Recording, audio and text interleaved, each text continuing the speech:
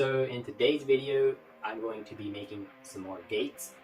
So these boards right here, you can see, they've been sitting in my shop for a while now. And if you remember back quite a few videos ago, I made some gates for my mother-in-law. And that's what these boards are for, is to finish up those gates. But I know I said that I probably wouldn't make a video about these gates, but I'm going to make a video of these gates, or at least one gate. And basically I'm going to make a how-to video to show you guys exactly how I made these gates. So if you guys want to make a gate, you'll kind of have an idea on how to make a wooden gate and how to make it work efficiently. So one of the reasons why I'm going to be doing these now is, number one, finish them up for my mother-in-law, and number two, because I need to get rid of these to open up some more space in my garage.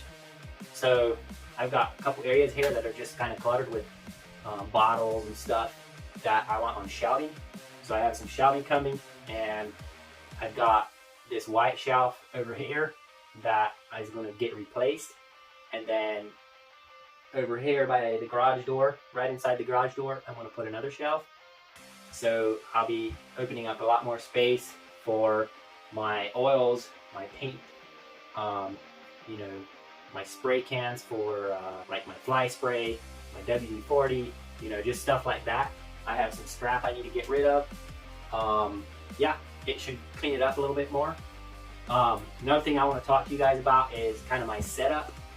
So basically my two biggest tools are a table saw and my chop saw. So those are my two biggest tools. A lot of my stuff I just kind of do by hand. So I know I have screw guns, a sander, you know, I have that little belt sander. Yeah, I just have the bare minimum tools, and that's kind of what I want to keep it to, is just using the bare minimum tools that I can get by with to make my products. Yeah, so I just kind of wanted to go kind of over my setup a little bit and show you guys kind of how I make, or what the tools that I use to make my little boards. So yeah, anyways, I think I've talked enough. I do want to thank everybody that's subscribed. If you haven't subscribed, please do that. If you don't want to subscribe and you just want to watch, that's totally fine. But it would definitely help me out if you would subscribe. It's not hard at all. I'll just try to talk you into it. It's not hard at all. All you have to do is tap that little red subscribe button on YouTube underneath my video, and it's absolutely free. You literally don't have to do anything besides that. You can just hit subscribe and that's it. You don't have to pay anything, nothing.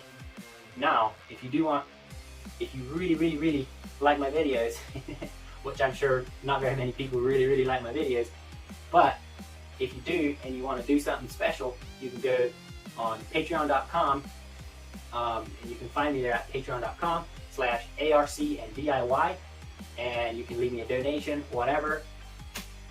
With all that being said, and a lot of talking done, I'm going to jump into showing you guys how to make a gate. And you probably already know how to make a gate, but I'm going to show you anyways. So, without further ado, let's jump into the video. Well, howdy there, folks. Never mind that. You remember back in one of my other videos where I made gates, I didn't go into too much detail on how I made them. So in this video, I'm going to make a small gate and show you guys the measurements, how I got my measurements, if you didn't catch that from my other video. So I'll show you how I got my my measurements for the cross pieces, the bracing, whatever. Yeah, that's what I'm going to do. So the gate that I'm making is 45 inches wide by 52 inches high, and it gets 3 rails. So top, middle, bottom rail, and then it gets a brace going crossways, and then a small piece on the one side on the top, one side on the bottom, just to give it some character. The board that I have is a 10-foot board, and I have 5 10-foot boards right here.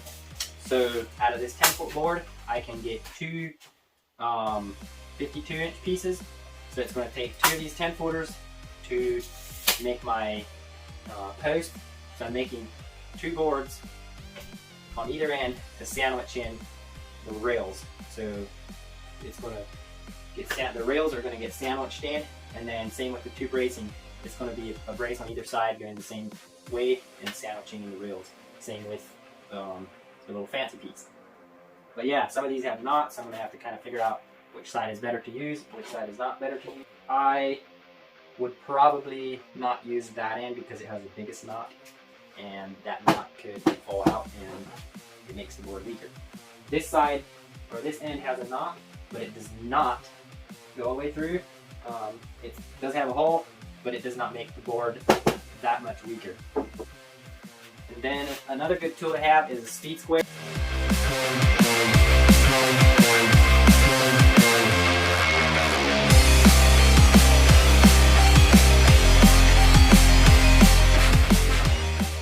So the next step in the process is to cut 45-inch boards, and I only need 3 of those. So I can only get 2 out of this. I have to get a cut out of another one. So now that I have the post cut, the cross pieces, or the rails, whatever you want to call them, I'm going to take the posts and I'm going to cut a 45 out of each side of the top. So, and that gives it a little bit of character.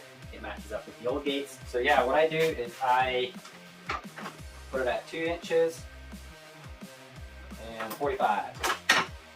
So then all I gotta do is flip the board around and put the head at 2 inches, 45.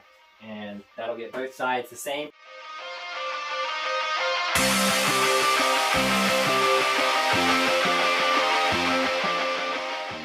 So now that you've got the posts, the angles on the posts, the rails, and the top parts where I angled them and stuff, sanded down. So now I'm going to do the small fancy pieces, and those are actually not going to take that much effort.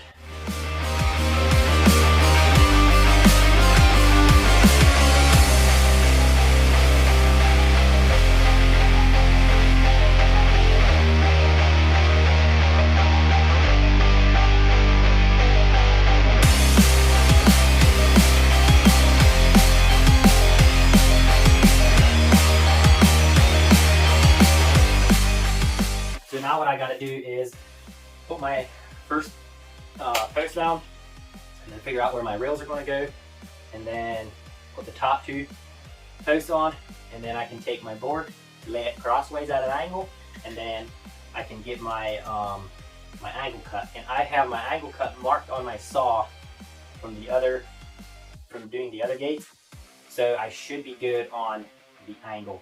But I have to cut a scrap piece just to see if my angle is going to match up.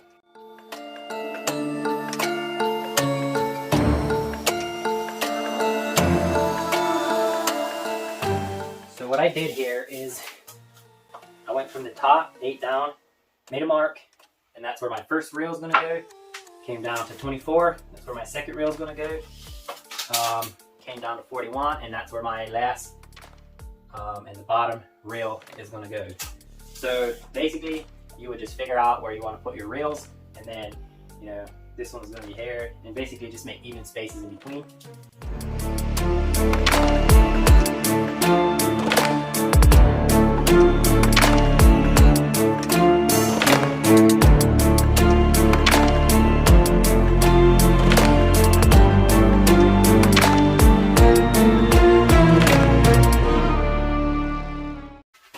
So next, you want to take your board and probably make the least amount of waste possible. So then you just go off of that side and make a mark. You go here. Now you can use this, and you can line it up with your board. Lined up good. And it would be better to cut your board a little bit long, because you can always cut off a little bit, but you can't add. So better to do that.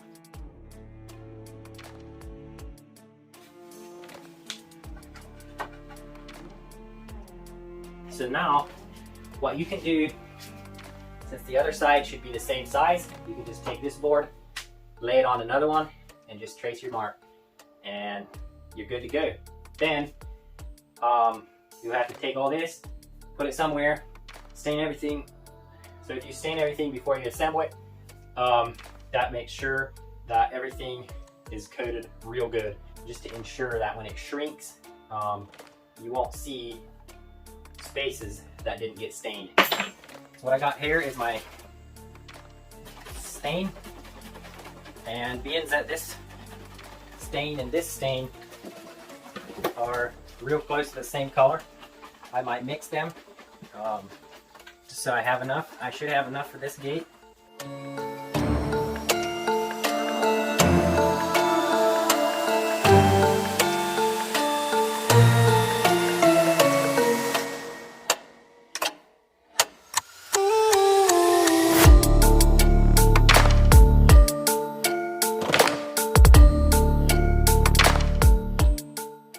So with this all being stained,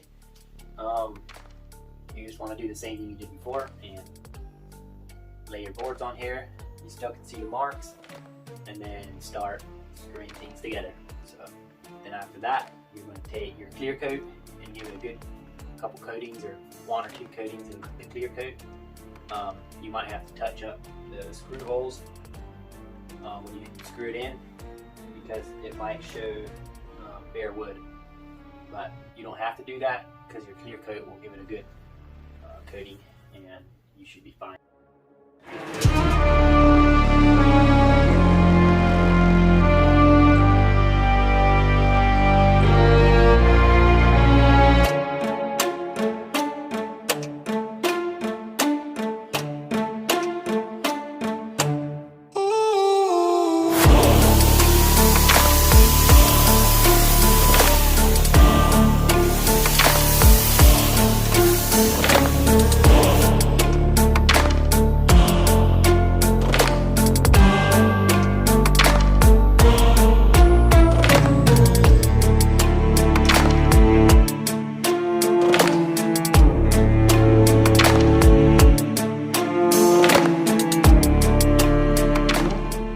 So there you have it, folks. So I'm gonna give this another coat. So you can see there that I did that. So 2 coats and it'll be done. I'm gonna let this dry. I'm gonna do it again. So typically you always want to do 2 coats just to give it a good, make sure that it's coated. Now the sprayer that I'm using just drenches everything, and that is really good to get everything down in the cracks and everything. So hope this was helpful. Hope you guys enjoyed this video. Yeah, stick around. I got some more videos coming up that I'm going to be dropping. So I'm not going to show in this video when I hang these gates, but I want to go over on how I hung them and what I did to do some improvements on them. If I don't show those, you can always go back in my previous video where I hung them, and you can kind of see some of the upgrades that I put on the gates to make them better. So yeah, that's that. We'll see you in the next video. Peace out.